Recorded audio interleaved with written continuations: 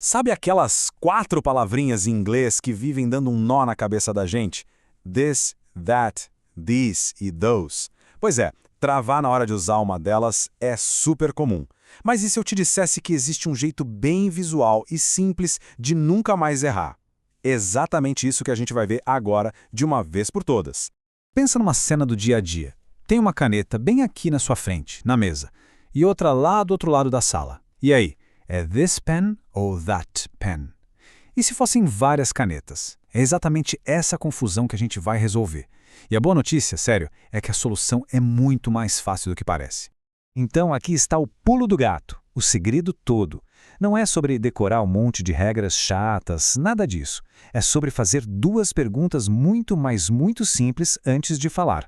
Vamos ver quais são essas perguntas mágicas. Anota aí. As 2 perguntas são: primeiro, quantos? A gente está falando de uma coisa só, no singular, ou de várias, no plural? E a segunda pergunta: quão perto? O objeto está aqui, pertinho, dá para pegar? Ou está lá longe? Só com essas 2 respostas, pronto! A palavra certa simplesmente aparece. Olha só que legal, esse aqui é o nosso mapa. Veja como aquelas 2 perguntas quantos e quão perto criam 4 quadrantes perfeitos. Se for uma coisa só e está perto, usamos this. Se for uma coisa só e está longe, that. Agora, se forem várias coisas e estão perto, usamos these. E finalmente, várias coisas lá longe, those. Viu como tudo se encaixa? Agora vamos dar uma olhada em cada um deles. Ok, vamos começar com um singular, ou seja, quando a gente está falando de uma única coisa.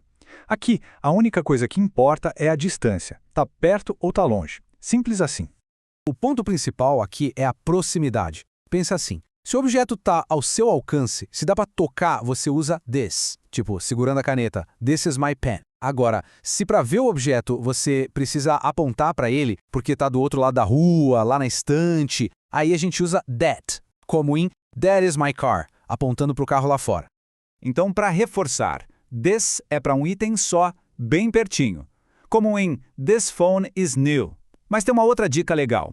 O que pode ser mais próximo da gente do que o agora, o presente. Por isso que this também é usado para falar do tempo presente. Por exemplo, this week, esta semana, ou this afternoon, esta tarde. Faz todo sentido, né? E a mesma lógica se aplica aqui.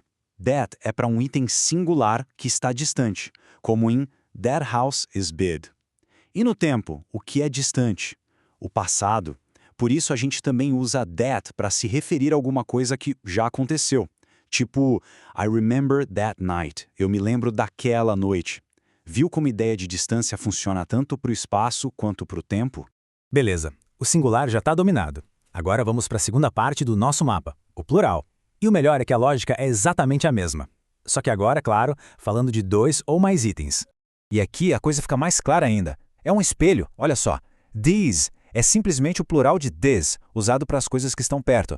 E those é o plural de that, usado para as coisas que estão longe. Ou seja, quem entendeu o singular já entendeu o plural. Moleza? Então, se tem vários livros aqui no seu colo ou na mesa bem na sua frente, a frase seria These books are interesting. These é para vários itens que estão ao alcance da mão. Agora, se você olha lá para um grupo de pessoas do outro lado da rua, a frase certa é Those people are waiting. Those serve para indicar múltiplos itens, ou até pessoas, que estão à distância. Bom, agora que o nosso mapa principal já está bem claro na cabeça, vamos só ver alguns detalhes finais.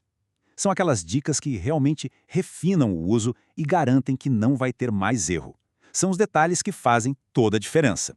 Vamos lá, 3 pontos super rápidos e importantes. Primeiro, o verbo. Com this e that, que é singular, a gente usa is. Com these e those, que é plural, usamos are. Segundo, e isso é crucial, a pronúncia. O som do i em this é curtinho e rápido. Já em these, o som é mais longo, aberto, como se estivesse dando um sorriso. These. E por último, um uso bem comum para apresentar pessoas.